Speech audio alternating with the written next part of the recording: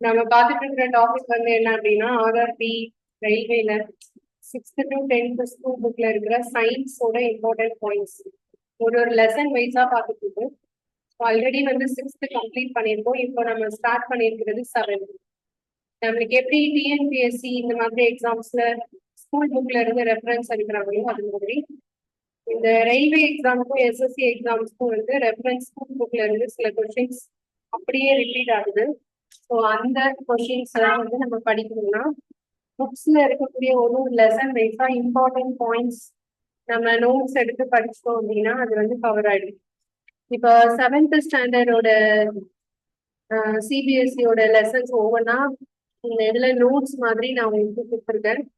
அதுதான் நம்ம என்னென்னு சொல்லி எக்ஸ்பிளைன் பண்ண போறோம். எக்ஸ்பிளைன் பண்ணிட்டு அதுக்கப்புறம் நீங்க அதை படிக்கணும்.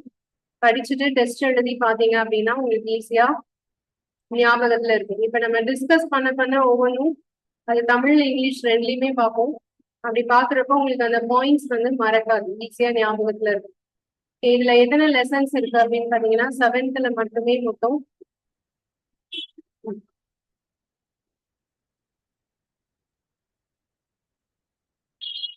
13 லெசன் இருக்கு. சரியா? அந்த 13 லெசன்ஸ்லயும் பாயிண்ட்ஸ் என்ன அப்படின்னு பார்த்தோம்னா கம்மியான பாயிண்ட்ஸ் தான் இருக்கு. ஸோ இதுல இம்பார்ட்டன்டான இருக்கக்கூடிய பாயிண்ட்ஸ் அதிகமா இருக்கிறது பிசிக்ஸ் கெமிஸ்ட்ரியில தான் இருக்கும். அண்ட் பயாலஜில வந்து ரொம்ப கம்மியான பாயிண்ட்ஸ் தான் இருக்கு. மோஸ்ட்லி அதுல டிசீஸ் தான் இம்பார்ட்டன்ட். மற்றது எல்லாமே ஓரளவு கம்மியான பாயிண்ட்ஸ் தான் இருக்கும். ஸோ ஒரு லெசனா பார்க்கலாம். ஈஸியா தான் இருக்கும் 7th ஸ்டாண்டர்டை பொறுத்த வரைக்கும். ஃபர்ஸ்ட் நம்ம 6th ஸ்டாண்டர்ட்ல என்ன படிச்சோம்னா முதல் லெசன் என்ன படிச்சோம் ஞாபகம் இருக்கா? நியூட்ரிஷன் இன் இல்ல அதுல என்ன படிச்சோம்? 6th என்ன படிச்சோம்? ஃபர்ஸ்ட் லெசன் நியூட்ரிஷன் இன் அனிமல்ஸ். இங்க என்ன படிக்கிறோம்? Nutrition in plants. அந்த இதுல நியூட்ரிஷன் அப்படின்னு சொல்லும் போது நம்ம மொத்தம் 5-6 நியூட்ரியன்ஸ் இருக்கு. அதெல்லாம் சொன்னோமா? Carbohydrate, protein. ஸோ அது மாதிரி பிளான்ட்ஸ்ல என்னெல்லாம் இருக்கு அதே மாதிரிதான். Food is essential for all living organism. இங்கேயும் வந்து என்னெல்லாம் இருக்கு? Carbohydrate, protein, fat, vitamins, minerals and are components of food. ஒரு ஃபுட்டுன்னு இருந்தா இது எல்லாமே சேர்த்துதான் இருக்கணும். ஓகேவா? இப்ப இது எல்லாமே வந்து பிளான்ட்ஸுக்கும் தேவை. அது எப்படி அப்ப அது வந்து ப்ரிப்பேர் பண்ணிக்குது? பொதுவா பிளான்ட்ஸ் தாவரங்கள் தமக்கான உணவை தானே தான் தயாரிச்சுக்கும். அது யாரும் ப்ரிப்பேர் பண்ணி அதுக்கு கொடுப்பாங்களா? இல்ல. ஸோ மோஸ்ட்லி அது வந்து எது மூலமா தான் அதோடைய ஃபுட்டை வந்து ப்ரிப்பேர் பண்ணும்? போட்டோசிந்தசிஸ், ஒளிச்சேர்க்கை மூலமாக. இதுதானே? அது ஒளிச்சேர்க்கை செய்யறதுக்கு என்னெல்லாம் வேணும்? வாட்டர், CO2, அப்புறம் முக்கியமான ஒண்ணு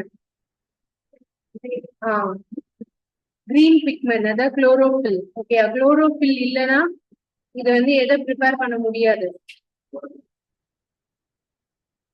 அதுக்கான ஃபுட்டை ப்ரிப்பேர் பண்ண முடியாது. போட்டோசிந்தசிஸ் மூலமா அது என்ன தயாரிச்சுக்குது? உணவு. உணவுனா எது? அதுக்கு தேவையான எது? உணவுங்கிறதுல என்ன இருக்கும்? கார்போஹைட்ரேட்ஸ் தான் இருக்கும். சரியா? கார்போஹைட்ரேட்ஸ் மற்றும் அதுக்கு தேவையான எல்லா மினரல்ஸும் எல்லாமே அதுலதான் இருக்கு.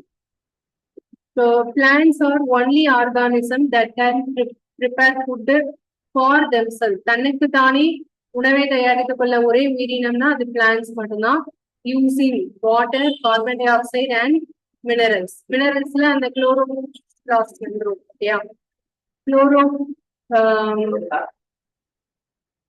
குளோரோஃபில், குளோரோபிளாஸ்ட் எல்லாமே வந்துடும். ஓகேவா? Nutrition is the mode of taking food by an organism and utilization by the body.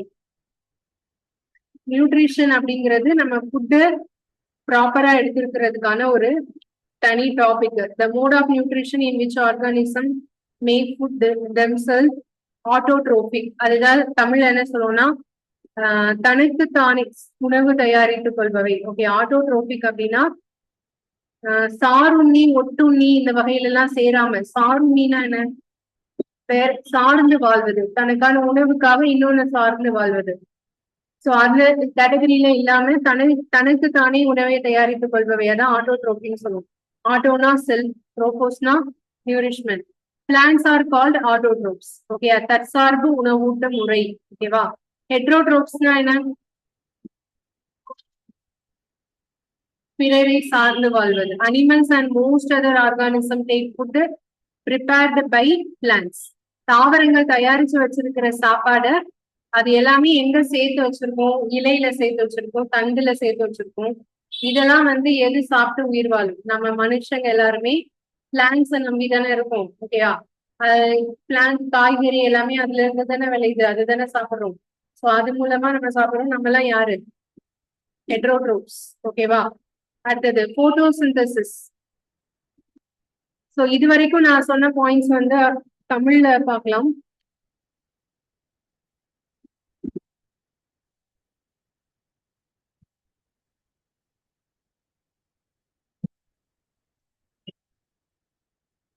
அதே பாயிண்ட்ஸ் தான் திருப்பி தமிழ்ல சொல்ல போறேன். அவ்வளவுதான். தமிழ் மீடியம் உள்ளவங்களுக்காக இதை நான் ரிவைஸ் பண்றேன். அதே பாயிண்ட்ஸ் தான் இருக்கும். தாவரங்களில் உணவு முறைனா கார்போஹைட்ரேட், புரதம், கொழுப்பு, விட்டமின், தாது உப்புக்கள் இதெல்லாம் சேர்ந்துதான். இதேதான் நமக்கு உடலுக்கு அவசியமானவை. இதுதான் ஊட்டச்சத்துக்கள் அப்படின்னு சொல்றோம். தாவரங்கள் தாமே தமது உணவை தயாரித்துக் கொள்கின்றன. ஆனால் மனிதர்களுக்கும் விலங்குகளுக்கும் அது முடியாது. மனிதர்கள் மற்றும் நேரடியாகவோ மறைமுகமாகவோ தாவரங்களை சார்ந்துள்ளனர். மனிதர்கள் மற்றும் விலங்குகள். சோ இதுல நீர், கார்பன் டை ஆக்சைடு, தாது உப்புக்களை பயன்படுத்தி தான் நமக்கு தேவையான உணவை தயாரிக்க வல்ல உயிரினங்கள் தாவரங்கள் மட்டுமே. தாவரங்களால மட்டுமே தன்னோட உணவை தானே தயாரித்துக் கொள்ள முடியும். ஓகேவா? சோ இதே தமிழ்ல ஆட்டோட்ரோப்ஸ் தான் படிக்கணும். உயிரினங்கள் எளிய பொருளிலிருந்து தமது உணவை தயாரித்துக் கொள்ளும் ஊட்ட முறை தன்னூட்ட உணவு முறை அல்லது ஆட்டோட்ரோப்ஸ். இங்கிலீஷ்ல உள்ளதை அப்படியே படிச்சுக்கணும். பிறரை சார்ந்து வாழ்பவை, அதாவது பர ஊட்டிகள் அல்லது கொன்றுண்ணிகள், ஊனுண்ணிகள் சொல்லலாம், அல்லது ஹெட்ரோட்ரோப்ஸ்.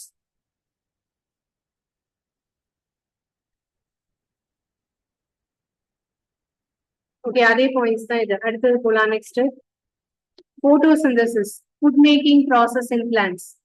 ஒளிச்சேர்க்கைனா என்ன? அங்க என்ன நடக்குது? ஓகேவா? ஸோ இதுல வந்து leaves are food factories of plants. Leaves இல்லைன்னா தாவரங்கள் தன்னோட உணவை தயாரிக்க முடியாது. அதனால இலைகளை தான் தாவரங்களோட உணவு தொழிற்சாலை அப்படின்னு சொல்லுவோம், food factories. Water and minerals present in the soil are absorbed by the roots. Soil, மண்ணுல தானே செடி வளருது. அதுல இருக்கக்கூடிய சாயில்ஸையும் வாட்டரையும் எது உறிஞ்சுக்குது? வேர்கள். வேர்கள் வந்து எதுக்கு அதை டிரான்ஸ்போர்ட் பண்ணுது? லீவ்ஸ்க்கு, இலைகளுக்கு டிரான்ஸ்போர்ட் பண்ணுது. ஓகேவா? Carbon di oxide from air. Carbon di oxide எங்க இருந்து நம்ம தாவரங்கள் எடுக்குது அப்படின்னா ஏர்ல இருந்து, காற்றுல இருந்து. எது வழியா அது எடுத்துக்குது அப்படின்னா டைனி போர்ஸ் பிரசன்ட் அந்த சர்ஃபேஸ் ஆஃப் லீவ்ஸ். இலைகள்ல ஆல்ரெடி நான் இதை சொல்லியிருக்கேன். இலைகள்ல கண்ணுக்கு தெரியாத சில சில துளைகள் மாதிரி இருக்கும், அதான் இலை துளைகள் அப்படின்னு சொல்லுவோம். These pores surrounded by a cord cells. இதை வந்து காப்பு செல்கள் அப்படின்னு சொல்லுவோம் தமிழ்ல. சோ இந்த செல்களுக்கு பேர் தான் stomata. Such pores are called stomata. So ஒரு இலை இருக்குன்னு வச்சுக்கோங்களேன். அந்த இலையில கண்ணுக்கு தெரியாத சில நுண்துளைகள் இருக்குன்னு சொன்னல, அந்த ஒரே ஒரு நுண்துளை மட்டும் எடுத்து நம்ம போக்கஸ் பண்ணி பார்த்தோம் அப்படின்னா ஒரு ஹோல் மாதிரி இருக்கும். அந்த ஹோல் உள்ள 2 காட் செல்ஸ் அப்படிங்கிறது இந்த மாதிரி இருக்கும். ஓகே, இந்த காட் செல்ஸோட இது வந்து எப்போ நல்லா திறந்திருக்கும் அப்படின்னா ஃபுல்லா வாட்டரால நிரம்பி இருந்ததுன்னா அந்த ஹோல் நல்லா திறந்திருக்கும். இல்ல இது வந்து நைட் டைம்ல மூடிடும் இந்த ஹோல்ஸ் எல்லாமே. அதனாலதான் செடி வந்து பார்க்கும்போது நைட் டைம்ல எப்படி இருக்கு, கொஞ்சம் வாடின மாதிரி தெரியும். பாத்துட்டீங்களா? மார்னிங் நேரத்துல நல்ல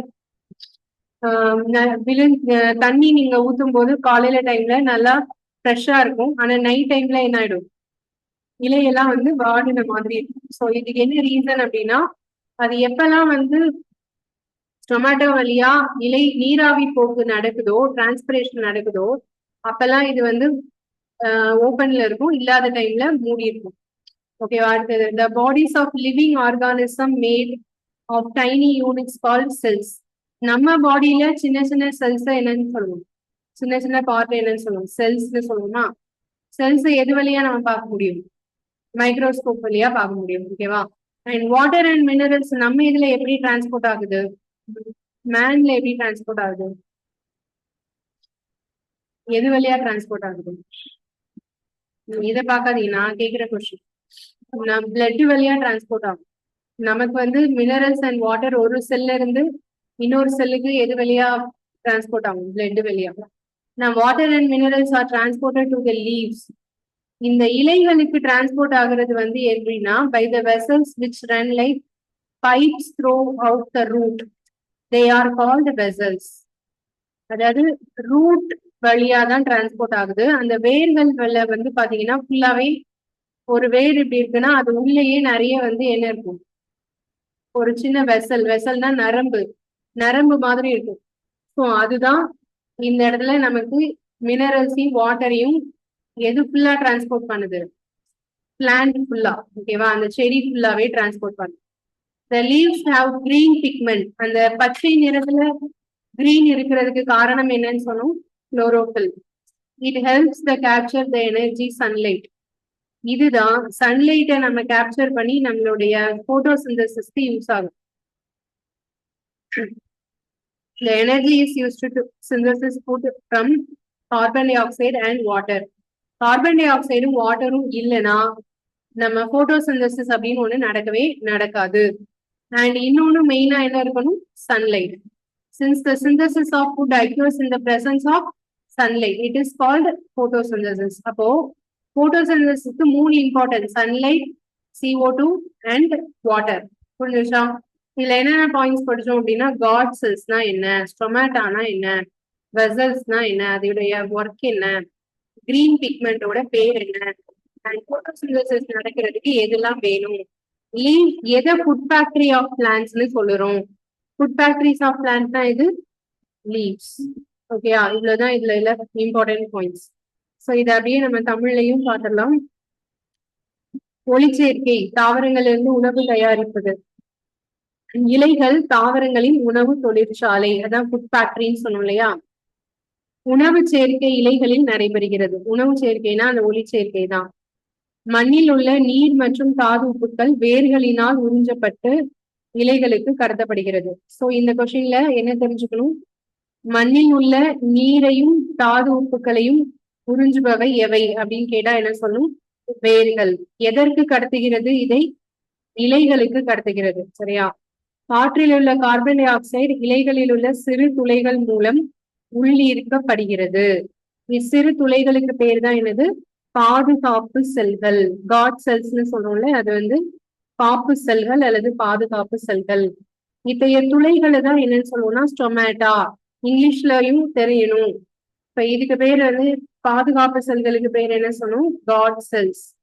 ஓகே. இலை துளைகளுக்கு பேர் என்ன சொன்னோம்? ஸ்டொமேட்டா. ஓகே. அடுத்தது உயிரினங்களின் உடல்கள். எல்லா உயிரினங்களுக்கும் சின்ன சின்ன செல்கள் இருக்கிறத என்ன சொல்லுவோம்னா உயிரணுக்கள் செல்கள், செல்ஸ். அதுதான் மிகச்சிறிய அலகு, ஸ்மாலஸ்ட் யூனிட் அப்படிங்கிறது. அது நமக்கு தெரிஞ்சதுதான். அடுத்தது செல்களை நுண்ணோக்கி வழியாக மட்டுமே பார்க்க முடியும். சில உயிரிகள் ஒரு செல்லால் ஆனவை. உயிரணு சவ்வு எனும் ஒரு மெல்லிய கவசத்தால் சூழப்பட்டுள்ளது. செல்களுக்கு எல்லாத்துக்குமே ஒரு பாதுகாப்பு உரை ஒண்ணு உண்டு. அதுதான் வந்து உயிரணு சவ்வுன்னு சொல்லுவோம். பல உயிரணுக்கள் நியூக்ளியஸ் என்று அழைக்கப்படும் கோள அமைப்பினை தனது மைய பகுதியில் பெற்றுள்ளது. உட்கரு திரவம் சைட்டோபிளாசம் கூழ் போன்ற பொருளினால் உட்கரு சூழப்பட்டுள்ளது. அதாவது இதெல்லாம் செல்லுடைய பார்ட்ஸ். ஓகேவா? அதாவது ஒரு செல் அப்படின்னா அதுல வந்து வெளிப்புறத்துல ஒரு லேயர் இருக்கும், அது உள்ள சென்டர்ல வந்து ஒரு நியூக்ளியஸ் இருக்கும். அந்த நியூக்ளியஸும் இந்த ஒரு லேயருக்கும் நடுவுல ஒரு ஜெல்லி மாதிரி ஒரு திரவம் இருக்கும். அது பேர் தான் சைட்டோபிளாசம் அப்படின்னு சொல்லுவோம். அடுத்தது தாவரங்களோட வேர்கள், தண்டுகள், இலைகளினுடைய செல்லும் குழாய்கள் போன்ற பாத்திரங்கள், அதாவது வெசல்ஸ். நம்ம இங்க பாத்திரங்கள்ங்கிறது கரெக்டான மீனிங் என்ன வரும்னா நரம்புகள் தான் வரும். அந்த நரம்புகள் வழியாதான் என்னது இலைகளுக்கு எது கடத்தப்படுகிறது? நீர் மற்றும் தாது உப்புக்கள் அப்படிங்கிறது கடத்தப்படுகிறது. ஒரு இலைகள் வந்து என்ன நிறமியை கொண்டுள்ளது? பச்சையம். ஓகேயா? இந்த பச்சையம் வந்து எதனால கைப்பற்றப்படுகிறது? சூரிய ஒளி ஆற்றலை கைப்பற்ற இது உதவுகிறது. சன்லைட் எனர்ஜி அப்சர்வ் பண்ணணும்னா கண்டிப்பா என்ன வேணும்? கிரீன் பிக்மெண்ட் வேணும். ஓகேவா? இந்த ஆற்றல் நீர் மற்றும் கார்பன் டை ஆக்சைடிலிருந்து உணவை தயாரிக்க உதவுகிறது. சோ உணவு தயாரிப்பு சூரிய ஒளி இருத்தலின் போது நடைபெறுவதால் அதனை ஒளிச்சேர்க்கை என அழைக்கிறோம். புரியுதா? ஏன் போட்டோசிந்தசிஸ்னு சொல்றது புரியுதா? சன்லைட்டோட எனர்ஜி இருக்கிறதுனால அதுக்கு பேர் போட்டோ ஒளி சேர்க்கை. ஓகேவா? ஒளி சேர்க்கை நடைபெற அப்ப எதெல்லாம் தேவை? பச்சையம், சூரிய ஒளி, கார்பன் டை ஆக்சைடு, நீர், இது எல்லாமே தேவை. சூரியன் அப்படிங்கிறது மெயினா. ஒளிச்சேர்க்கையின் போது எது வெளியிடப்படுகிறது? ஆக்சிஜன். இது இங்கிலீஷ்ல உள்ளவங்க நோட் பண்ணிக்கோங்க. அதாவது போட்டோசிந்தசிஸ்ல வந்து ரிலீஸ் ஆகுற கேஸ் என்ன அப்படின்னா ஆக்சிஜன். அதுலதான் எது எதா மாறுதுன்னா கார்போஹைட்ரேட்ஸ் வந்து மாவு சத்தாக மாறுபடுகிறது. அங்க இருந்துதான் அதுக்கு கார்போஹைட்ரேட்டே கிடைக்குது.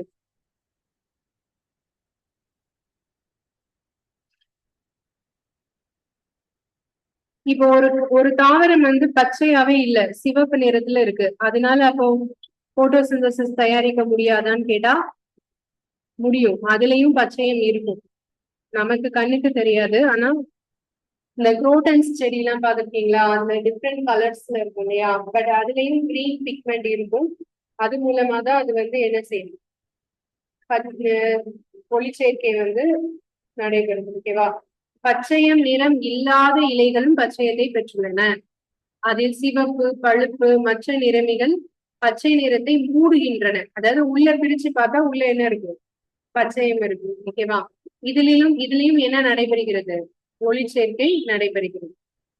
சோ எப்படி கார்போஹைட்ரேட் நம்ம கிடைக்குதுன்னு பாத்துட்டோமா? தாவரங்களுக்கு கார்போஹைட்ரேட் எப்படி கிடைக்குது? போட்டோசிந்தசிஸ் மூலமா. ஓகேவா?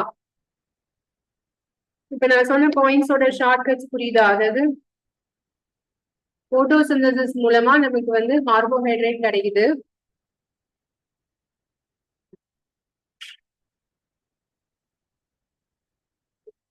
ஸோ இங்க பாருங்க, இது தமிழ்ல பார்த்துட்டோம், பட் இது இங்கிலீஷ்ல நான் சொன்னேன். Besides leaves, photosynthesis also takes place in green parts of the plant, in green stems and green branches.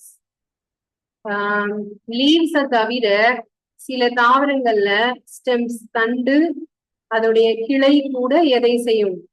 Photosynthesis செய்யும். அதுக்கு எக்ஸாம்பிள் டெசர்ட் பிளான்ட்ஸ். பாலைவனத்துல வருது இல்லையா? அந்த தாவரங்கள்ல வந்து desert plants have scale or spine like leaves. அது எல்லாம் பாக்குறதுக்கு வந்து எப்படி இருக்கும்? முள்ளா இருக்குமா? சோ இது எதுக்காக அப்படி மாறுது? ஆல்ரெடி இந்த பாயிண்ட் நான் சொல்லியிருக்கேன். எதுக்காக எதை ரெடியூஸ் பண்றதுக்காக இது வந்து முள்ளாவோ இல்லைன்னா தட்டையாவோ மாறுது அப்படின்னா அதுக்கு என்ன வருது? போட்டோசிந்தசிஸ், சரி, டிரான்ஸ்பிரேஷனை தடுக்கிறதுக்காக. டிரான்ஸ்பிரேஷனா நீராவி போக்கு. ஆல்ரெடி சொன்னோமா, இலைகள்ல சின்ன சின்ன ஹோல்ஸ் இருக்கும், அது வழியா தண்ணி எப்பவுமே எவாபரேட் ஆகிட்டே இருக்கும். அதுதான் நீராவி போக்குன்னு சொல்லுவோம். அந்த நீராவி போக்கை தடுக்கிறதுக்காக தான் இது வந்து எதா மாறுது? ஓகேவா? சோ முட்களாக மாறுது. These plants have green stems which carry out photosynthesis. அப்ப அந்த டைம்ல போட்டோசிந்தசிஸ் வேலையை அது முள்ளால செய்ய முடியாது. அப்ப எது அந்த வேலையை செய்யுது? ஸ்டெம்ஸ், தண்டுகள் வந்து செய்யுது. ஓகேவா? During photosynthesis, chlorophyll containing cells of leaves in the presence of sunlight use carbon dioxide and water to synthesis carbohydrate and oxygen. நல்லா ஞாபகம் வச்சுக்கோங்க. திரும்ப திரும்ப போட்டோசிந்தசிஸ் பத்தியே தான் நான் சொல்லிட்டு இருக்கேன். இது வரைக்கும் ஒரு 5 பாயிண்ட் சொல்லியிருக்கேன். என்னெல்லாம் திருப்பி சொல்றேன். போட்டோசிந்தசிஸ் நடக்கிறதுக்கு எது வேணும் அப்படின்னா என்ன கேஸ் வேணும்? ஆக்சிஜனா? கார்பன் டை ஆக்சைடு, வாட்டர், அப்புறம் கிரீன் பிக்மெண்ட், சன்லைட். இந்த 4 இருந்தா போட்டோசிந்தசிஸ் நடக்கும். சரியா? ரெண்டாவது பாயிண்ட், போட்டோசிந்தசிஸ் நடக்கும்போது எந்த கேஸ் ரிலீஸ் ஆகுதுன்னு கேட்டா ஆக்சிஜன் ரிலீஸ் ஆகுது. ஓகே. அண்ட் இந்த போட்டோசிந்தசிஸ்ல பிளான்ட்ஸுக்கு என்ன நியூட்ரியன்ஸ் கிடைக்குதுன்னு கேட்டா கார்போஹைட்ரேட்ஸ், ஸ்டார்ச் அண்ட் கார்போஹைட்ரேட்ஸ், மாவு சத்து மற்றும் கார்போஹைட்ரேட், இந்த ரெண்டும் கிடைக்குது. ஓகேவா? எதுல? ஒளிச்சேர்க்கையில. சில பிளான்ட்ஸுக்கு கிரீன் பிக்மெண்ட்ஸ் இல்லைன்னா கூட வேற கலர்ல இருந்தாலும் அதோட லேயர்ல என்ன இருக்கும்? குளோரோஃபில் இருக்கும். சரியா? ஓகே, நான் இதுல இல்லாத ஒரு பாயிண்ட் கேக்குறேன். குளோரோஃபில்ல இருக்கக்கூடிய மெட்டல் எது?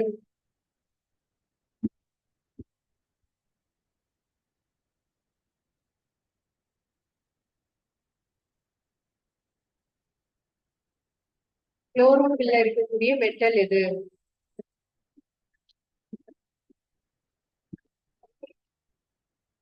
Magnesium. Very good. Mg magnesium. Okay, இதே மாதிரி ஹீமோகுளோபின்ல இருக்கிற மெட்டல் எது சொன்னோம்? அயன். குளோரோஃபில்ல இருக்கிற மெட்டல் வந்து மெக்னீசியம். ஓகேவா? இது ஒரு இம்பார்ட்டன்ட் கொஸ்டின்.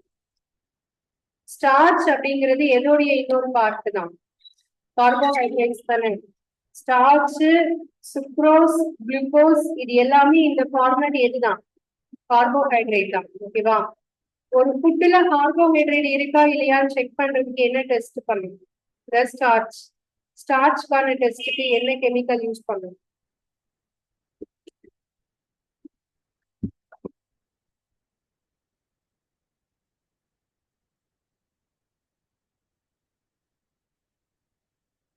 எழுதி பார்த்து டெஸ்ட் எழுதியாச்சு. இதுதான் பிரச்சனை நமக்கு. படிச்சதை இப்ப கேட்டா சொல்ல மாட்டேங்கிறீங்க. அப்ப நீங்க என்னதான் ஞாபகத்துல இருக்கீங்கன்னு எனக்கு புரியல. ஸ்டார்ச்சுக்கான டெஸ்ட்டுக்கு என்ன கெமிக்கல் யூஸ் பண்ணணும்? பார்த்துதான் சொல்ல வேண்டியதா இருக்கு. ஒரு ஸ்டார்ச்சை உறுதிப்படுத்தும் சோதனைக்கு என்ன வேதிப்பொருள் பயன்படுத்தப்படுகிறது? அயோடின். அந்த ஸ்டார்ச் இருக்கக்கூடிய உணவுப் பொருளுடன் அயோடினை சேர்த்தால் அது என்ன நிறமாக மாறுகிறது?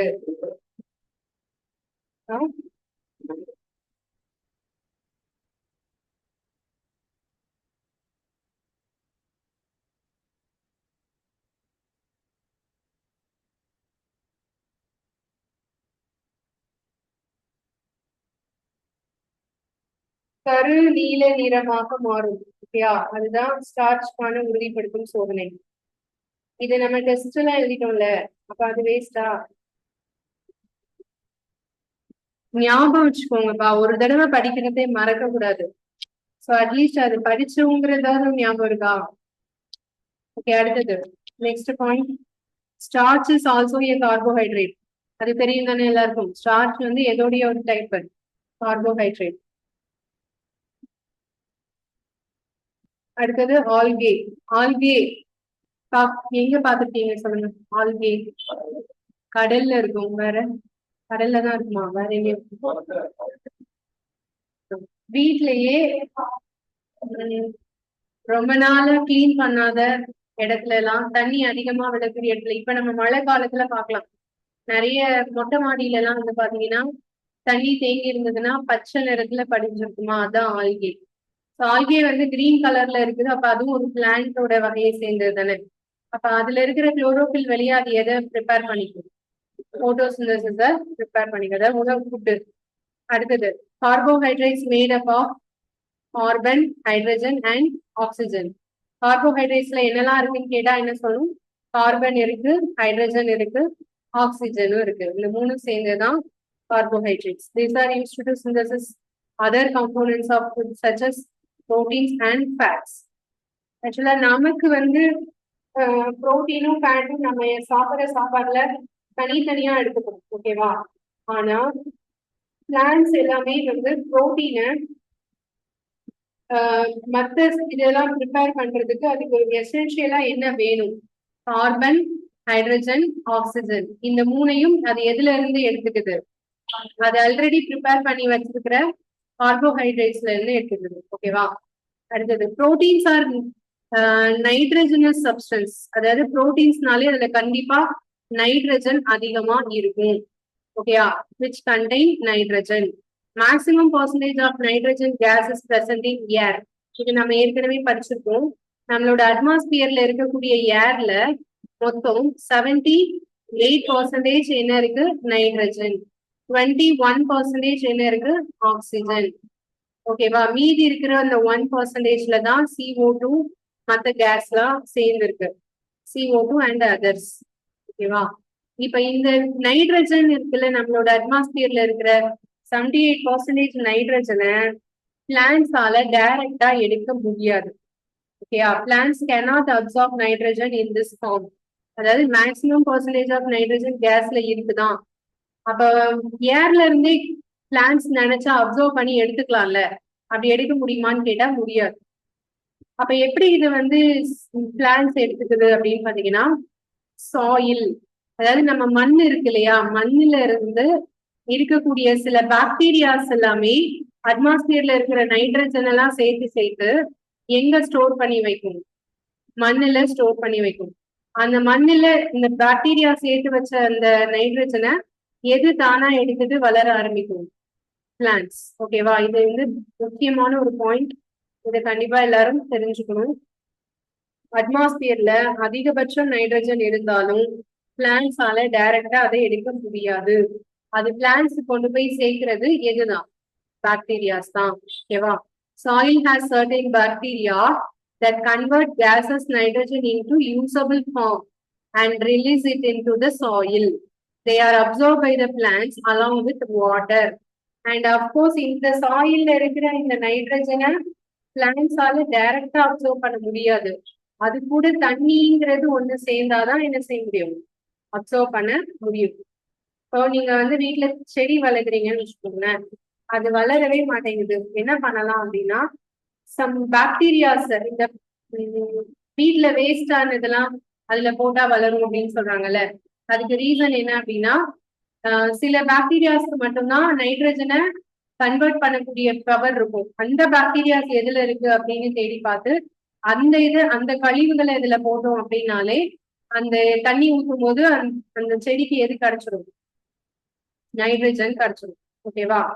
இதுக்காக தான் ஃபார்மர்ஸ் வந்து என்ன பண்றாங்க? ஆடிங் ஃபெர்டிலைசர், உரங்களை சேர்க்கிறாங்க.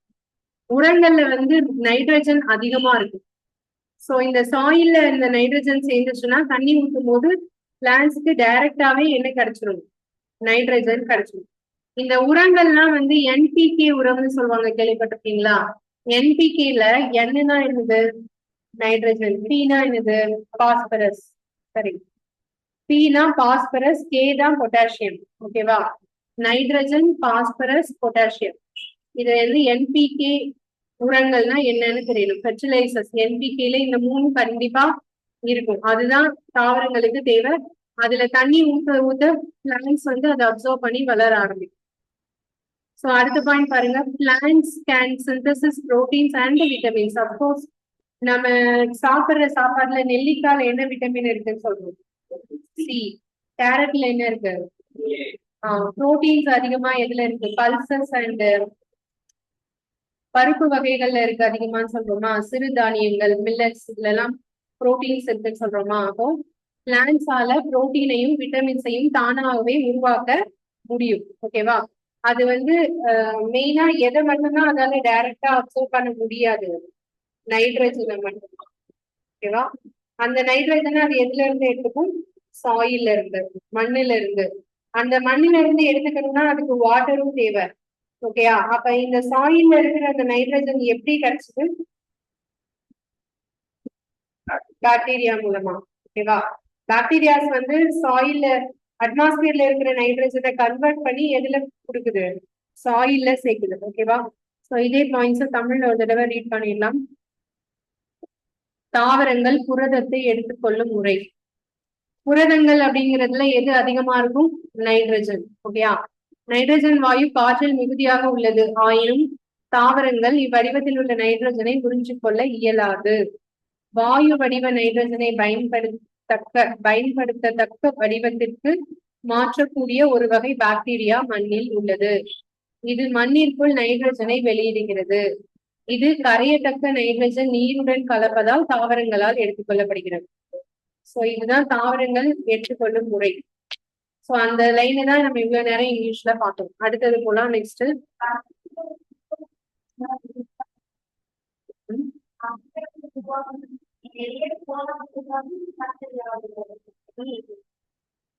இந்த வேர்ல்டுல ஃபர்ஸ்ட் தோன்றிய உயிரினம் அதுனா என்னதுதான்? பாக்டீரியாஸ் தான். ஓகேவா? நம்ம மாவு புளிக்கிறதுக்கு காரணம் என்னது? பாக்டீரியா. பால் தயிரா மாறுறதுக்கு காரணம் பாக்டீரியா. உணவுப் பொருள் கெட்டு போறதுக்கு காரணம் பாக்டீரியா. ஓகேயா? நம்ம பல்லுல சொத்தை வர்றதுக்கு காரணம் பாக்டீரியா. மனித உடல் இறந்த பின்பு அதை மட்க செய்வது பாக்டீரியா. பாக்டீரியாஸ் இல்லைன்னா இந்த வேர்ல்டே இல்லை. எல்லா இறந்த உயிரினங்களும் ரீசைக்கிள் பண்றதுக்கு பாக்டீரியா வேணும். இப்ப ரீசெண்டா ஒரு கரண்ட் அஃபேர்ஸ், அமேசான் இருக்கு இல்லையா, அந்த ஃபாரஸ்ட்ல பிளாஸ்டிக்க ஃபங்கஸா மாத்தக்கூடிய பாக்டீரியாவை கண்டுபிடிச்சிருக்காங்க. ஓகேவா? பிளாஸ்டிக் எத்தனை வருஷம் ஆனாலும் என்ன ஆகாது, மட்காது. ஓகே, அதை மாத்தக்கூடிய பாக்டீரியா வந்து கண்டுபிடிச்சிருக்காங்க. ஸோ அந்த பாக்டீரியா எல்லாம் கிடைச்சிச்சுன்னா நமக்கு வந்து இந்த பூமியை இன்னும் ரொம்ப நாளைக்கு இருக்க வைக்கலாம். அப்படிதானே? நம்ம எவ்வளவு நாள் இருப்போம் தெரியுமா? நம்மன்னு சொல்றது நம்மளோட ஏஜ் நான் சொல்லல. எர்த்து அப்படிங்கிறது எவ்வளவு நாள் இருக்கும் தெரியுமா?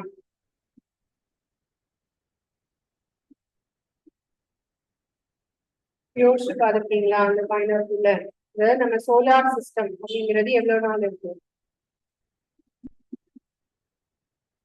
நம்ம இப்ப இருக்கிறது மிடில் ஏஜ்.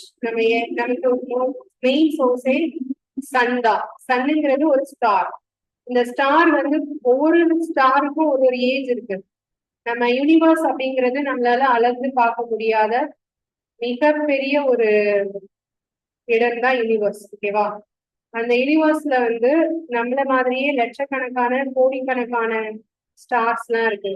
ஒரு ஸ்டாரும் ஒரு இடத்துக்கு ஒரு ஸ்டேஜ்ல அதை அழிஞ்சுட்டே போகும். அப்படி நம்ம சோலார் சிஸ்டம் இருக்கிற சன் அப்படிங்கிற ஸ்டாருக்கு வந்து மிடில் ஏஜ், பாதி வருஷம் முடிஞ்சிச்சு, பாதி வருஷம் இருக்கு. 5000 மில்லியன் இயர்ஸ் இருக்கும் நம்ம அதாவது சோலார் சிஸ்டம் இருக்கு. ஓகேவா? அதுக்கப்புறம் சன் இல்லைன்னா சோலார் சிஸ்டம் இருக்காது. இது மாதிரி நிறைய நடந்துட்டே இருக்கும். ஓகே, அடுத்தது போலாம். நெக்ஸ்ட் இல்ல, டோட்டலா 10,000. இப்ப நம்ம 5,000 கிராஸ் பண்ணிருக்கோம். ஓகேவா? அடுத்தது other modes of nutrition in plants. பிளான்ட்ஸ்ல வேற என்னென்ன நியூட்ரிஷன்ஸ் இருக்கு? Like humans and animals, such plants depend on the food produced by other plants. They use heterotrophic mode of nutrition. நாம வந்து ஃபுட்டுக்கு எப்படி தாவரங்களை சார்ந்து இருக்கோமோ அது மாதிரி தாவரங்கள்லயுமே சில இது தானாவே உணவை தயாரிச்சுக்க முடியாது. அது வந்து வேற ஒரு பிளான்ட சார்ந்து இருக்கும். அது மாதிரி பிளான்ட்ஸும் இருக்கு. அதுதான் நம்ம இங்க பார்க்க போறோம். அதுக்கு ஹெட்ரோட்ரோபிக் மோடு, வேற எதை சார்ந்து இருக்கிறது ஹெட்ரோட்ரோபிக் மோடு. அதுல ஃபர்ஸ்ட் வந்து பாரசைட். பாரசைட்னா ஒட்டுண்ணின்னு சொல்லுவாங்க, அதுதானே? இப்ப இதுல வந்து we can see a yellow wiry branched structure twining around the stem and branches of a tree. This is called Cuscuta. அமர்பெல்னு சொல்லுவோம். இந்த மாதிரி பாத்துருக்கீங்களா? அதாவது சில மரத்துக்கு மேல எல்லாம் வந்து பாத்தீங்கன்னா எல்லோ கலர்ல ஒரு கொடி மாதிரி அப்படியே படர்ந்துருக்கும். ஓகே, அந்த செடி எப்படி அங்க போச்சுனே தெரியாது. ஆனா ஃபுல்லா அதோடைய கிளைகள் ஃபுல்லாவே எல்லோ கலர்ல படர்ந்துருக்கும். அது ஏன் அங்க போய் வளருது? அதுக்கு ஃபுட்டு எங்க இருந்து கிடைக்குது? அந்த மரத்துல இருக்கிறதுல இருந்து கிடைக்குது. ஓகேயா? இது ஃபுல் அண்ட் ஃபுல் ஃபுட்டுக்காக அந்த மரத்தையே தான் சார்ந்திருக்கும். ஏன்னா இதுக்கிட்ட என்ன கிடையாது? குளோரோஃபில் கிடையாது. அதனால அது எல்லாமே ஃபுட்டு வந்து அதை சார்ந்துதான் இருக்கும். அது கொடி மாதிரி ஏறி படர்ந்திருக்கும். இதுதான் கஸ்கூட்டான்னு சொல்லுவோம். இது பாராசைட்க்கு ஒரு example. Important question. Cuscuta which type of plant கேட்டா என்ன சொல்லுவோம்? பாராசைட். ஓகேயா? சோ கஸ்கூட்டால என்ன கிடையாது? பச்சையம் கிடையாது, குளோரோஃபில் கிடையாது. It takes readymade food from the plant on which it's climbing. எது மேல அது வளர்ந்து கொடி மாதிரி படர்ந்திருக்கோ அந்த தாவரத்துல இருந்து ஃபுட்டு ஆட்டோமேட்டிக்கா அது எடுத்துக்கும். எப்படி?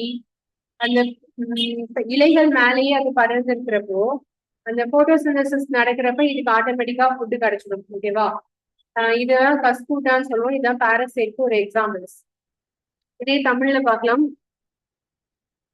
தாவரத்தோட மற்ற உணவூட்டத்தின் மற்ற செயல் வகைகள். சில தாவரங்களை பச்சையத்தை பெற்றிருப்பதில்லை. இவற்றால் தாமே உணவை தயாரித்துக் கொள்ள இயலாது. இத்தகைய தாவரங்கள் மற்ற தாவரங்கள் தயாரித்த உணவை சார்ந்து வாழும். இது பர ஊட்ட முறை, அதாவது தற்சார்பு இல்லாம பிற சார்பு உணவூட்ட முறை. ஒரு மரத்தின் கிளை அல்லது தண்டினை சுற்றி குழாய் போன்ற மஞ்சள் நிற படிவங்களை பார்க்கலாம். இதற்கு பெயர் கஸ்கூட்டா என்ற தாவரம். கஸ்கூட்டா தாவரத்திற்கு பச்சையம் இல்லை. இதனை தாங்கும் தாவரம் ஓங்கும் பயிர் அல்லது தாங்கும் பயிர் அப்படின்னு சொல்லுவோம். இது வந்து போஸ்ட், அதாவது எதை அது தாங்கி இருக்கக்கூடியது என்னன்னு சொல்லுவாங்க, ஓங்கும் பயிர். ஓகே, ஓம்புயிரி அப்படின்னு சொல்லுவோம். அரிய ஊட்டச்சத்துக்களை தனது ஓம்புயிரிக்கு கொடுக்க மறுப்பதால் அதனை ஒட்டுண்ணி என்று அழைப்பர். இது என்னன்னு புரியுதா? அது தயாரிக்கிற உணவை அதுக்கே கிடைக்காம இது வாங்கிக்குது இல்லையா, அதனால இதுக்கு பேர் என்னது, ஒட்டுண்ணி. ஓகே, அடுத்தது பூச்சிகளை உண்ணும் தாவரங்கள். ஸோ இது வந்து ஒரு இன்ட்ரெஸ்டிங்கான ஒரு டாபிக்.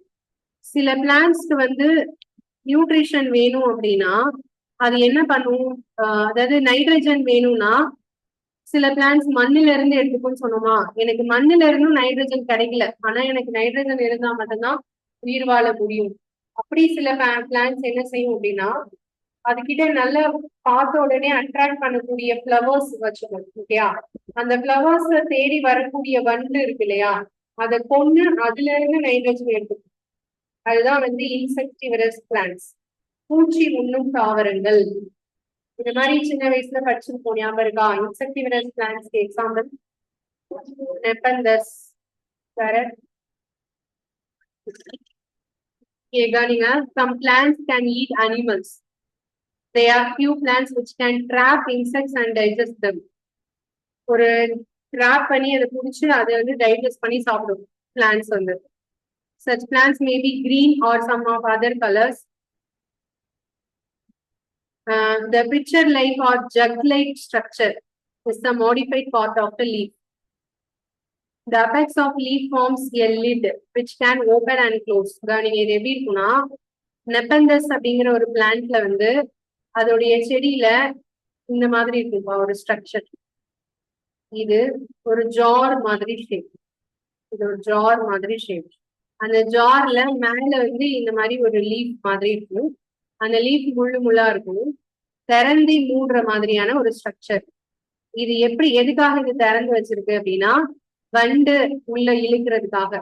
ஸோ ஒரு வண்டு இப்படி வந்துச்சுன்னா உள்ள போனுச்சுன்னு வச்சுக்கோங்க, இது டப்புன்னு மூடிடும். அந்த வண்டால வெளியே வர முடியாது, அது உள்ள இருந்தே செத்து போயிடும். அது செத்து போனுச்சுன்னா அந்த வண்டை டைஜஸ்ட் பண்ணி அதுல இருக்கிற நைட்ரஜனை இது எடுத்துக்கும். ஸோ இதுதான் இன்செக்டிவரஸ் பிளான்ட்ஸ் அப்படின்னு சொல்லுவோம். ஓகேவா? The apex of leaf forms a lid which can open and close the mouth of the pitcher. Inside the pitcher there are air which are directed downwards. When an insect lands into the pitcher, the lid closes and the trapped insect gets entangled into the hair. அந்த உள்ள இருக்கிற அந்த மாதிரி சின்ன சின்ன hair மாதிரி அமைப்புல சிக்கிக்கும், அதனால பறந்தும் வெளியே வர முடியாது. ஓகேவா? The lid closes and the insect is digested by the digestive juices secreted in the pitcher and its nutrient are absorbed. எவ்வளவு பெரிய வேலை பார்க்குது பாருங்க. ஒரு வண்டை உள்ள இழுத்து அது உள்ள வந்து வலை மாதிரி ஒரு அமைப்பை வச்சு அதை பறக்க விடாம ஸ்டாப் பண்ணி அதை கொல்றதுக்காக ஒரு நொதி மாதிரி சுரக்குது, செக்ரேட்ஸ். அந்த நொதியை சுரந்து அதை கொண்டு அதை டைஜஸ்ட் பண்ணி அதுல இருந்து ப்ரோட்டீன்ஸை எடுத்துக்குது. ஓகேவா? இதுதான் இன்செக்டிவரஸ் பிளான்ட்ஸ் அப்படின்னு சொல்லுவோம். எக்ஸாம்பிள்ஸ் அதுல இருக்காது, நீங்க நோட் பண்ணிக்கோங்க. நெப்பந்தஸ், டுரோசிரா அண்ட் நெப்பந்தஸ், ரெண்டு இன்செக்டிவரஸ் பிளான்ட்ஸ்க்கு ரெண்டு எக்ஸாம்பிள்ஸ் சொல்லலாம், டுரோசிரா அண்ட் நெப்பந்தஸ்.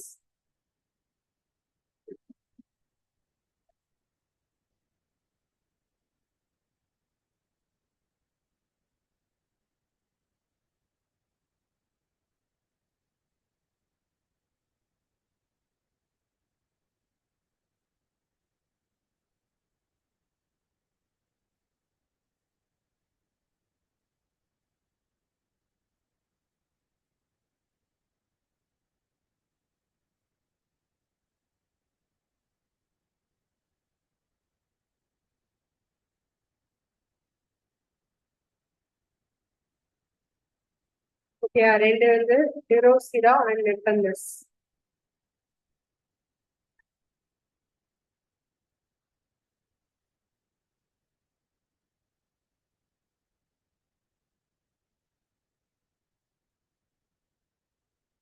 இந்த டுரோசிரா பிளான்ட் எப்படி இருக்கும்னா பாக்குறதுக்கு கீழே ஒரு லீஃப் இருக்கும், அது மேல ஒரு லீஃப் இருக்கும்.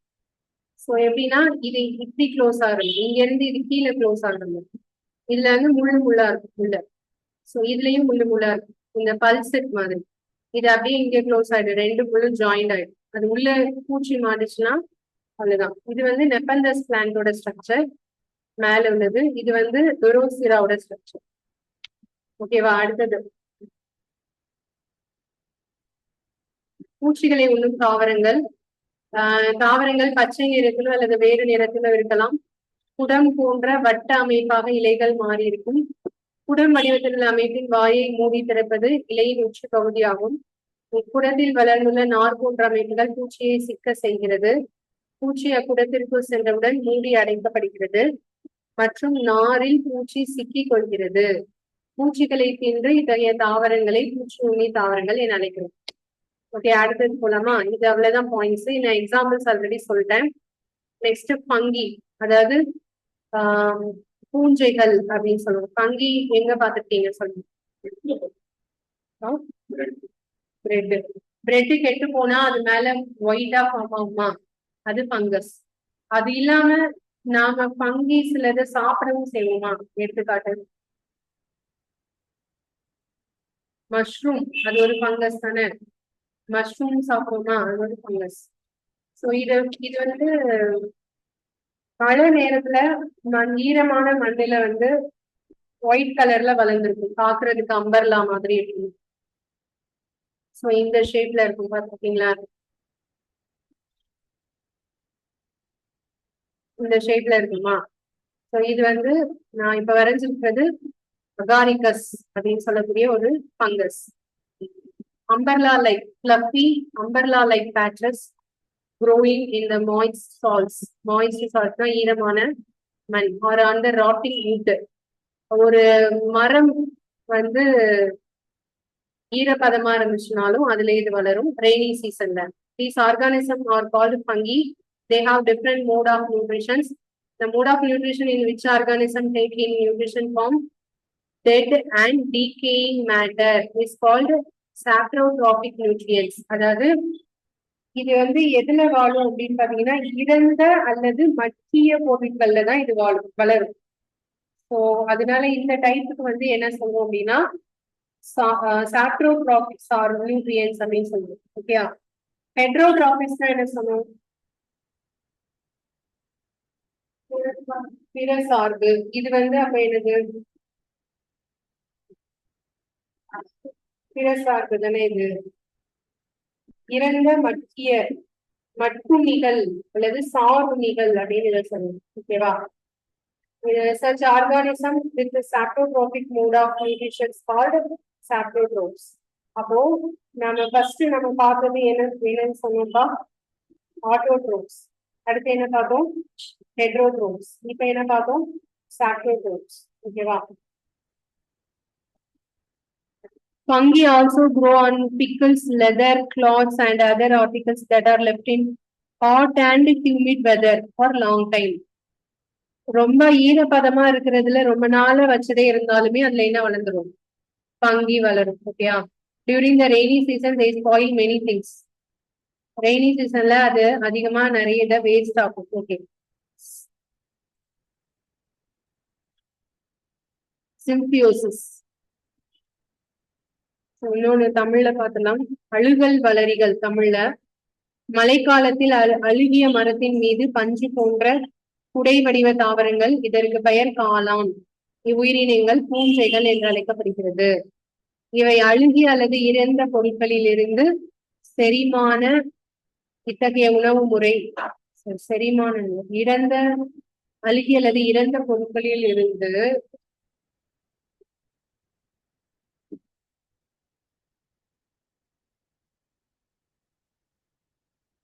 உணவை பெறுகிறது.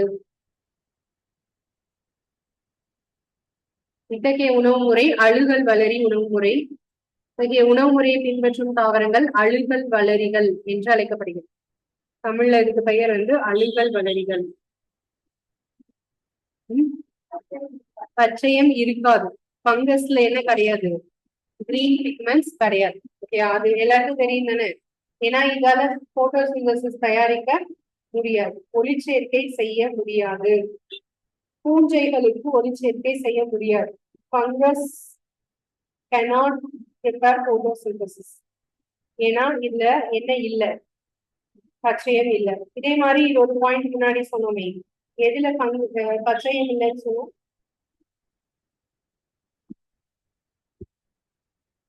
முன்னாடி ஒரு பாயிண்ட் படிச்சோம்ல, அதுல கிரீன் பிக்மெண்ட்ஸ் இல்ல அப்படின்னு சொன்னல, அது எதுல சொன்னது?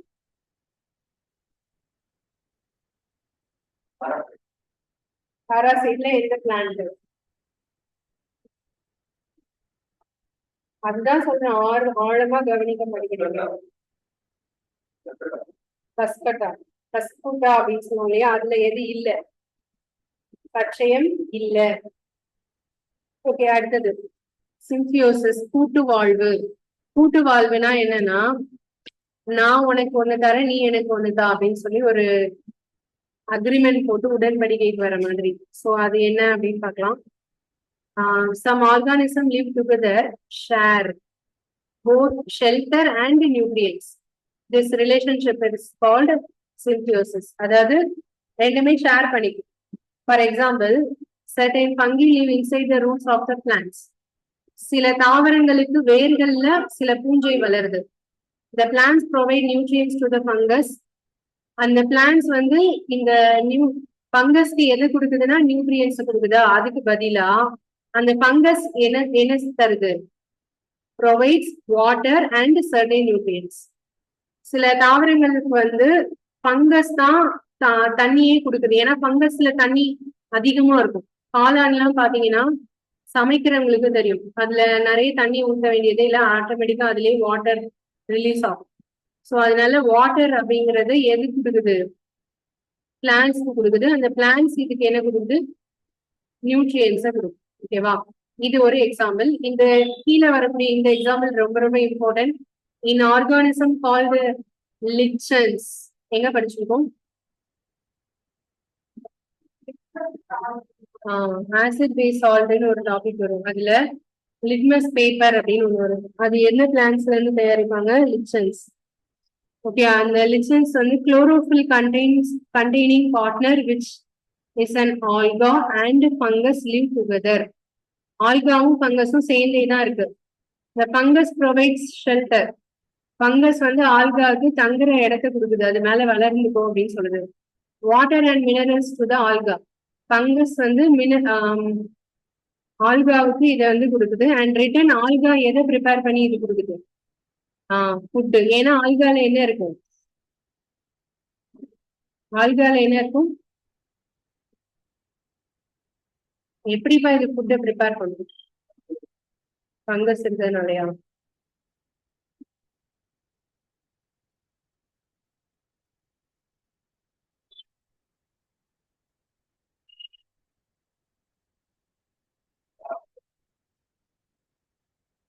ஆல்காவுக்கு தனி பவர் இருக்கா? வாட்டர் இருக்கா ஆல்காலயா?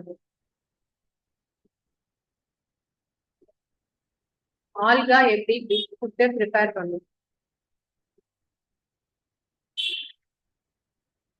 ஆன்லைன் கிளாஸ் ரிப்ளை பண்ணுங்க. சில பேருக்கு நான் சொல்றது தாளாட்டு மாதிரி இருக்கா? நல்லா கவனிக்கிறீங்களா இல்லையா?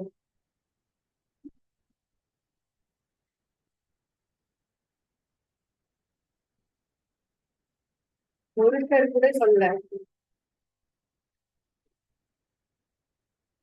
ஆல்கா ஒரு பிளான்டா இல்லையா?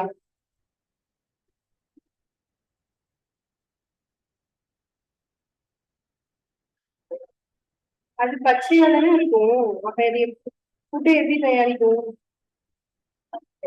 போட்டோசிந்தசிஸ் மூலமா தயாரிக்கும். இவ்வளவு ஈஸியான ஆன்சரை யாரும் சொல்ல மாட்டேங்கிறீங்க. ஆல்கா ஃபுட்டை ப்ரிப்பேர் பண்றதுக்கு அதுல கண்டிப்பா கிரீன் பிக்மெண்ட்ஸ் இருக்கா? குளோரோஃபில். அது ஒரு பிளான்ட். இப்பதான் கொஞ்ச நாளைக்கு முன்னாடி சொன்னேன், ஆல்கா ஒரு பிளான்ட். ஏன்னா அதுல கிரீன் பிக்மெண்ட்ஸ் இருக்கு.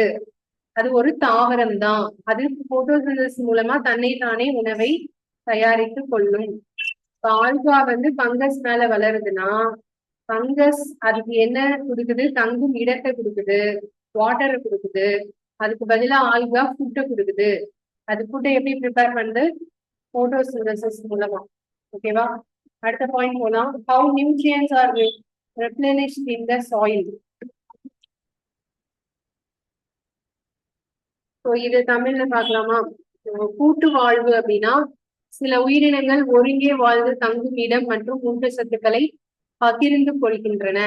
இத்தொடர்பினை கூட்டு வாழ்வு. எடுத்துக்காட்டு, சில பூஞ்சைகள் தாவரங்களின் வேர்களில் வாழ்கின்றன. தாவரம் பூஞ்சைக்கும் ஊட்டச்சத்துக்களை கொடுக்கிறது. பதிலுக்கு பூஞ்சை தாவரத்திற்கு நீர் மற்றும் சில ஊட்டச்சத்துக்களை கொடுக்கிறது. ஓகேவா? இதுக்கு வந்து நம்ம அங்க பார்த்தது லிச்சன்ஸ் அப்படின்னு சொன்னோமா, அது இங்க தமிழ்ல வந்து கற்பாசி. கற்பாசி எனும் உயிரியில் பச்சையம் நிறைந்த ஆல்கே மற்றும் பூஞ்சை ஒருங்கே வாழ்கின்றன. கற்பாசி இங்கிலீஷ்ல என்ன? லிச்சன்ஸ். பூஞ்சை ஆல்காவிற்கு தங்குமிடம், நீர் மற்றும் ஊட்டச்சத்தை கொடுக்கிறது. பதிலுக்கு ஆல்கே ஒளிச்சேர்க்கையினால் தயாரித்த உணவை கொடுக்கிறது. ஓகேவா?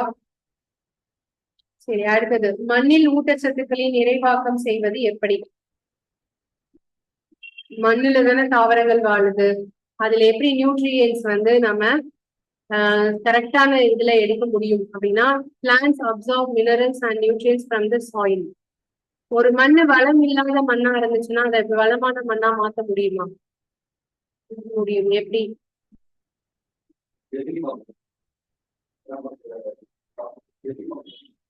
Vermi compost. வெர்மி கம்போஸ்ட்னா என்ன? மண்புழு அங்க கொண்டு போட்டோம்னா அது ஆட்டோமேட்டிக்கா மண்ணை பலமானதா மாத்திடும். ஓகேயா?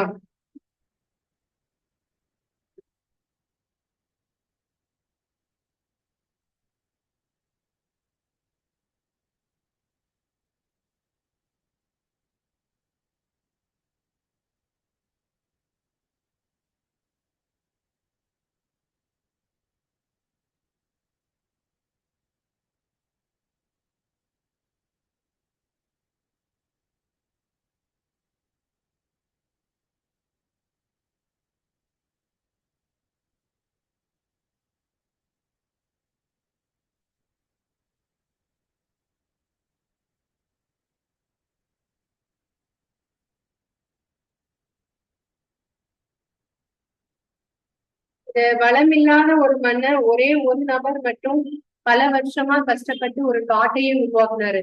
இந்த கதை எங்க நடந்துச்சு? நம்ம இந்தியால. எங்க தெரியுமா?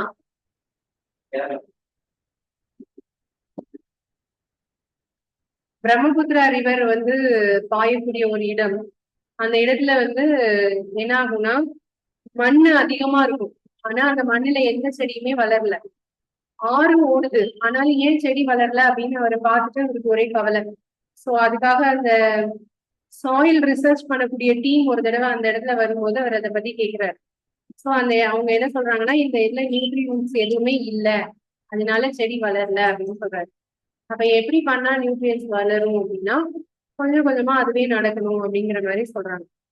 சோ இவர் என்ன பண்றாரு அப்படின்னா, இந்த கதை கண்டிப்பா எல்லாருக்கும் தெரியணும். அண்ட் சப்ஜெக்ட் லெசன்ஸ் இல்லாம சில விஷயம்லாம் நம்ம சுத்தி நடக்கிற ஒரு விஷயமே நம்ம நிறைய தெரியாம இருக்கும். ஸோ இது வந்து ஸ்கூல் புக்ல இருக்கிற ஒரு கதை. யாரை பத்தி நான் சொல்றேன், கதை முடிக்கும் போது நீங்க சொன்னா தெரிஞ்சா சொல்லுங்க. கண்டிப்பா இதை நீங்க ஸ்கூல் டேஸ்ல படிச்சிருப்பீங்க, தமிழ்ல படிச்சிருப்பீங்க. ஓகேயா? சோ அதனால அவர் என்ன பண்றாருன்னா, போகும்போது வரும்போது என்ன பண்ணலாம் அப்படிங்கிற யோசிச்சுட்டு இருக்கும்போது நிறைய பாம்பு வந்து செத்து போகுது. எப்படின்னா, அந்த வெள்ளத்துல அடிச்சுட்டு வரக்கூடிய பாம்பெல்லாம் வந்து கரையோரமா ஒதுங்கிட்டு அது அப்படியே கொஞ்சம் நிழல தேடி வர்றதுக்குள்ள அந்த சுடு மண்ணுல வெயில்ல பட்டு அங்கேயே அப்படியே செத்து போயிடுது. இது அவரால் பார்க்க முடியல. அதனால என்ன பண்றாருன்னா, அந்த மண்ணை வளமான மண்ணா மாத்தணும்னா என்ன பண்ணணும் அப்படின்னு யோசிக்கிறப்போ, அந்த நிறைய சாயில் ரிசர்ச்சர் சொல்லக்கூடிய ஒரு விஷயம், சிவப்பு எறும்பு தெரியுமா? கட்டெரும்புன்னு சொல்லுவாங்கல்ல, சிவப்பு நிறத்துல இருக்கிற எறும்பு. அந்த எறும்பெல்லாம் எங்கெல்லாம் கிடைக்குதோ அங்க தேடி தேடி பிடிச்சு பாட்டில்ல அடைச்சு இங்க கொண்டு வந்து சும்மா விட்டுட்டு போறாரு. அதாவது ஒரு நிறைய டைம் அந்த மாதிரி எறும்பு கடிச்சாலும் பரவாயில்லன்னு அந்த புத்துல எல்லாம் போய் தேடி எடுத்து ஒரு பாட்டில்ல சேர்த்து வச்சு அதை அப்படியே கொண்டு போய் விட்டுட்டே இருக்காரு. ஒரு சில காலத்துக்கு அப்புறம் பார்த்தோம்னா அந்த எறும்பு வந்து மண்ணுக்கு உள்ள போய் போய் போய் என்ன செய்யுதுன்னா அடிப்பகுதியில இருக்கிற மண்ணை வெளியே கொண்டு வருது. ஓகேவா? அப்படி போகி சில தாவரங்கள் அப்படி முளைக்க ஆரம்பிக்குது. சில சில சின்ன சின்ன செடிகள் முளைக்க ஆரம்பிக்குது. அதுக்கப்புறம் அவர் விதை போடுறாரு. அந்த விதை கொஞ்சம் கொஞ்சமா அந்த செடி மரமாகுது. ஆனா அதுக்கு தண்ணி ஊத்தணுமே. ஆறு ரொம்ப தள்ளி இருக்கு. ஆனா கரைக்கு தாண்டிதான் அவர் மரத்தை வளர்க்குறாரு. அப்ப இங்க இருந்து எப்படி தண்ணி அங்க கொண்டு போறது? அப்ப பெரிய மூங்கில் எல்லாம் உடைச்சு அந்த மூங்கில் மட்டும்தான் அந்த இடத்துல வளரும், வேற எதுவுமே வளராது. சோ மூங்கில் உடைய இதெல்லாம் சேர்த்து 24 மணி நேரமும் தண்ணி அங்க விழுற மாதிரி சொட்டு நீர் பாசனம் அப்படின்னு ஒரே ஆளா, யாருமே ஹெல்ப் கிடையாது, ஒரே ஆளா செஞ்சு ஒரு பெரிய காடுல ஒரு நாள் அவருடைய குடிசையில தூங்கிட்டு இருக்கிறப்போ ஒரு பெரிய யானை வந்து குடிசையை தாக்குது. அப்ப அவர் வந்து சந்தோஷப்படுறாரு. அவர் பயப்படல, அழல, அவரு கஷ்டப்படல.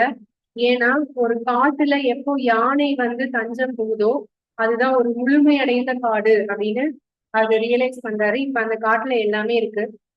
நம்மளுடைய இந்தியன் கவர்மெண்ட் அவருக்கு வந்து அவார்ட் கொடுக்குறாங்க. என்ன அவார்ட் தெரியுமா? ஸ்கூல் டேஸ்ல படிச்சதே இல்லையா இங்க இருக்கிற யாருமே நான் சொல்ற கதைய? என்ன கதை? யாரு இது நான் சொல்றது?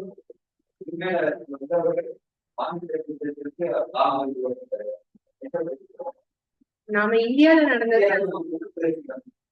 உத்தரப்பிரதேஷ்ல, அஸ்ஸாம். ஓகேவா?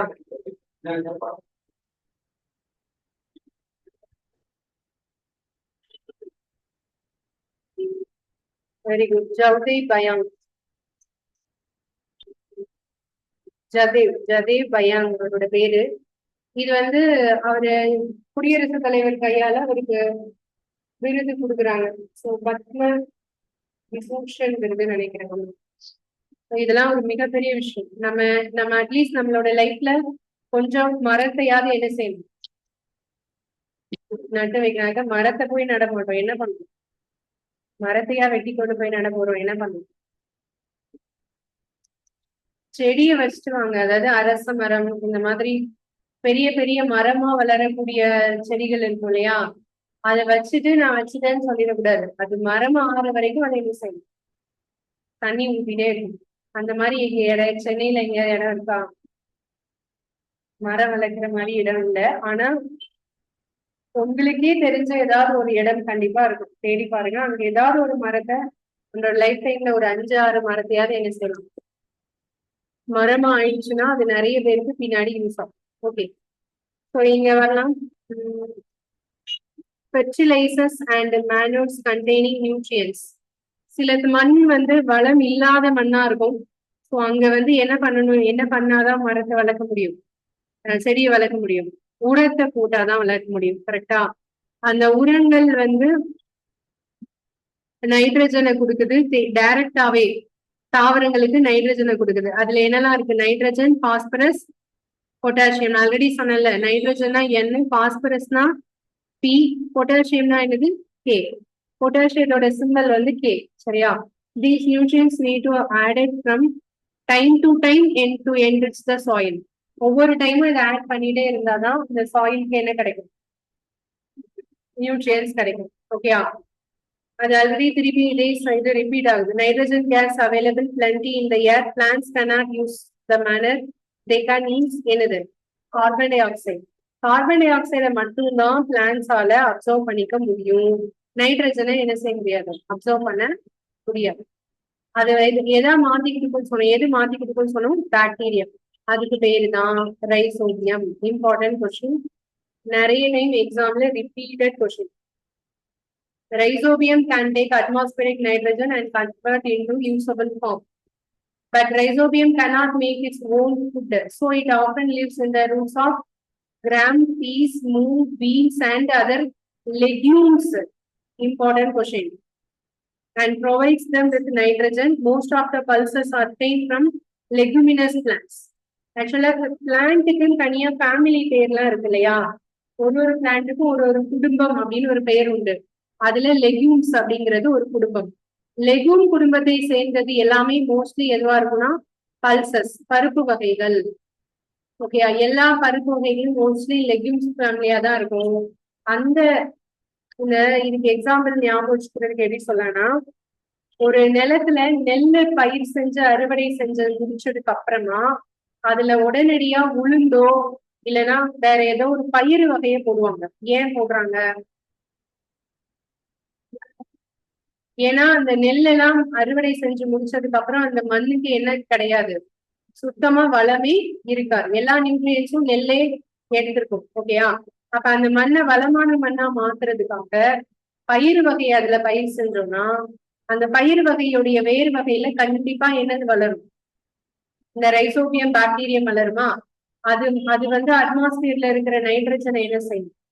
அப்சர்வ் பண்ணி மண்ணுக்கு கொடுக்கும். ஸோ இதனாலதான் பயிர் வகையை அதிகமா மண்ணுல வந்து வளர்ப்பாங்க. ஓகேவா? இது ஒரு லெகூம் ஃபேமிலியில என்ன பாக்டீரியம் இருக்கும்னு கேட்டா என்ன சொல்லும்? ரைசோபியம். லெகூம் ஃபேமிலி பிளான்ட்டுக்கு எக்ஸாம்பிள்ஸ் என்னன்னு கேட்டா என்ன சொல்லும்? இங்க இருக்கு பாருங்க, இந்த கிராம், பீஸ், மூன், பீன்ஸ் இதெல்லாம். ஓகேவா? Pulses, dolls.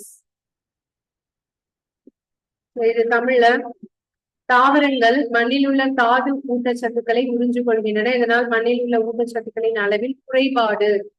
இதனால உரங்கள் நைட்ரஜன், பொட்டாசியம், பாஸ்பரஸ் போன்ற ஊட்டச்சத்துக்களை பெற்றுள்ளன. புரதங்களை தயாரிப்பதற்கு பயிர்களுக்கு நைட்ரஜன் அதிகமாக தேவைப்படுகிறது. அறுவடைக்கு பிறகு மண்ணில் இருந்த நைட்ரஜன் குறைந்து விடுகிறது. காற்றில் நைட்ரஜன் வாயு அதிக அளவில் இருந்தாலும் கார்பன் டை ஆக்சைடு பயன்படுத்துவது போல நைட்ரஜன் வாயுவை அவற்றால் பயன்படுத்த முடிவதில்லை. அவற்றிற்கு நைட்ரஜன் வாயுவை பயன்படுத்த முடிவதில்லை. ஓகே, மண்ணிற்கு தாது ஊட்டச்சத்துக்கள் மற்றும் உரங்களை சேர்ப்பதால் மண் வளப்படுகிறது. ரைசோபியம் என்று அழைக்கப்படும் பாக்டீரியாவிற்கு காற்றில் உள்ள நைட்ரஜனை எடுத்துக்கொண்டு அதை கரையத்தக்க வடிவத்திற்கு மாற்ற முடியும். ரைசோபினால் தனது உணவை தானே தயாரித்துக் கொள்ள இயலாது. எனவே அது பருப்பு, பட்டாணி, பயறுகள், பீன்ஸ் மற்றும் இதர அவரை வகைகளில் வேர்களில் வாழ்ந்து அவற்றிற்கு நைட்ரஜனை கொடுக்கிறது. பெரும்பாலான பருப்பு வகைகள் முடிச்சு வகை தாவரம். முடிச்சு வகைனா லெகும்ஸ். ஓகேயா? பெறத்தக்கவை. பதிலுக்கு தாவரங்கள் பாக்டீரியாவிற்கு உணவு மற்றும் வாழிடத்தை கொடுக்கிறது. இது கூட்டு வாழ் உறவு முறை. நம்ம சிம்பியோசிஸ் ஒண்ணு படிச்சோம்ல, அதுதான் இந்த ரைசோபியம் மெத்தட். இது ஒரு எதுக்கு எக்ஸாம்பிள் அப்படின்னா கூட்டு வாழ் உறவு முறைக்கு எக்ஸாம்பிள். இது விவசாயத்திற்கு ரொம்ப ரொம்ப ஹெல்ப்ஃபுல்லா இருக்கும். ஏன்னா விவசாயிகள் இதை வச்சு மண்ணை எப்பவுமே வளமையா வச்சுக்கணும். ஓகே, அடுத்தது நியூட்ரிஷன் இன் அனிமல்ஸ். இது ஏற்கனவே நாம வந்து நியூட்ரிஷன் பத்தி ஒரு லெசன் 6th படிச்சிருக்கோம். இங்க என்ன படிக்க போறோம் அப்படின்னா டைஜஷன்.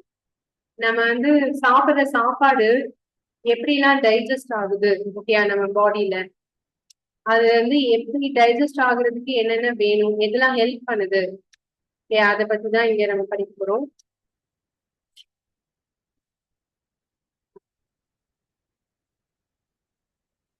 நம்ம எது வழியா சாப்பிடுறோம்? வாய் வழியா. வாயில என்னெல்லாம் இருக்கு? நம்மளோட சாப்பாடை செரிக்கிறதுக்கு ஹெல்ப் பண்றது எதெல்லாம்? தலைவா, உமிழ்நீர் இருக்கு, பற்கள் இருக்கு, நாக்கு இருக்கு. சோ இது வழியா நம்ம நல்லா சமைச்சு சாப்பிடுறோமா? கரெக்டா டைரக்டா அது எங்க போய் சேருது? உணவு குழல் வழியா, நம்மளோட ஃபுட் பைப் வழியா எங்க போகுது? ஸ்டமக்குக்கு போகுது, வயிறுக்கு போகுது.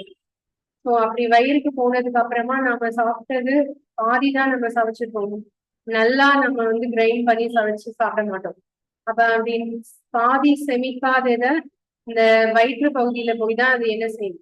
டைஜஸ்ட் பண்ணும். அது பிரிக்கும். ஈஸியா டைஜஸ்ட் பண்ண முடிஞ்சது, டைஜஸ்ட் பண்ண முடியாதது, அந்த மாதிரி தனித்தனியா பிரிச்சு ஒரு பெரிய ப்ராசஸ் நடந்து அதுக்கப்புறமா அது எங்க வரும்? லிவர் தான், ஸ்மால் இன்டெஸ்டைன், நம்மளோட சிறுகுழலுக்கு வரும். அங்க வந்து நிறைய சின்ன சின்ன பைப்ஸ் மாதிரி இருக்கிறது மூலமா நம்ம பிளட்டுக்கு அப்சர்வ் ஆகும். ஓகே, நம்ம சாப்பிட்ட சாப்பாடுல இருக்கிற நியூட்ரியன்ஸ் எல்லாமே பிளட்ல அப்சர்வ் ஆகும். எல்லாமே அப்சர்வ் ஆகி முடிச்சதுக்கு அப்புறமா வேஸ்ட் இருக்கும்ல, அது எது வழியா வெளியே போகும்? லார்ஜ் இன்டெஸ்டைன் வழியா வெளியே போகும். இதுதான் நம்மளுடைய டைஜஷன் ப்ராசஸ். இதுக்கு நடுவுல என்னென்ன என்சைம் வந்து செக்ரேட் ஆகுது, எப்படிலாம் இது வந்து நமக்கு அப்சர்வ் ஆகி நமக்கு டைஜஸ்ட் ஆகுது அப்படிங்கறத பத்தின ஃபுல் டீடைல் தான் இதுல இருக்கும். லார்ஜ் இன்டெஸ்டைன் வழியா போய் கடைசியில எப்படி டைஜஸ்ட் ஆகுதுன்னு வரைக்கும் இதுல சொல்லியிருப்பாங்க. நம்ம சாப்பிட்ற சாப்பாடு டைஜஸ்ட் பண்றத பத்தியும் இல்லாம அமீபா இந்த மாதிரியான சின்ன சின்ன உயிரினங்கள் எப்படி டைஜஸ்ட் பண்ணுது, ஓகே, இதையும் இதுல வந்து சொல்லியிருப்பாங்க. இது ஒரு இம்பார்ட்டன்ட் லெசன். இந்த லெசனை நாளைக்கு நம்ம கண்டினியூ பண்ணலாம். இது ஒரு இம்பார்ட்டன்ட் லெசன். இப்ப நான் சொல்ற செகண்ட் லெசன் வந்து இம்பார்ட்டன்ட் லெசன். ஓகே, அது நாளைக்கு. இதுல மொத்தம் ஒரு 5 லெசன்ஸ் கொஞ்சம் பெருசா இருக்கும், மற்றதெல்லாம் சின்ன லெசன்ஸ் தான். ஹீட் கொஞ்சம் சின்னதுதான். ஆசிட் பேஸ் சால்ட்டும் கொஞ்சம் சின்ன லெசன் தான். இந்த பிசிக்கல் அண்ட் கெமிக்கல் சேஞ்சஸ் அதுவும் ஈஸியா தான் இருக்கும். ரெசிபிரேஷன் அது கொஞ்சம் பெருசு. டிரான்ஸ்போர்டேஷன் ஓகே, மீதில நெக்ஸ்ட் கிளாஸ்.